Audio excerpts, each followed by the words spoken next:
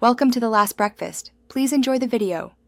In this video, I will show how to cook Sinigang na salmon. First, let's prepare our ingredients. You'll need about 500 grams of fresh salmon, 1 packet of your favorite sinigang mix, and 6 cups of water. Also, chop 1 onion, 2 ripe tomatoes, and slice a piece of daikon radish. Don't forget your green beans, okra, and kangkong for that authentic vegetable blend. This dish is surprisingly simple to make and incredibly flavorful. Now let's get cooking. In a pot, sauté your chopped onion and sliced tomatoes until they become tender and fragrant. This step builds a great flavor base.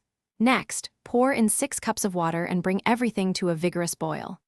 Once boiling, add your sinigang mix packet, stirring well until it completely dissolves into the simmering broth. The aroma is already starting to develop beautifully. With your broth simmering, it's time to add the heartier vegetables.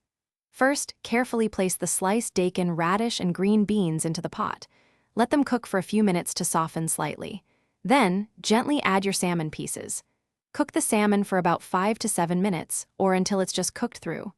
Finally, stir in the okra, kangkong, and a green chili for a touch of heat and freshness. To finish, taste your sinigang and season it with fish sauce according to your preference. A little goes a long way to enhance the savory notes.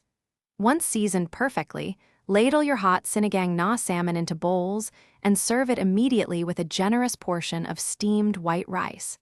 It's a comforting and delicious meal perfect for any day. Don't forget to check the description below for a link to those fantastic leak-proof containers and other great deals to help with your kitchen adventures. Thanks for watching. If this was helpful, leave a like and consider subscribing. See you next time.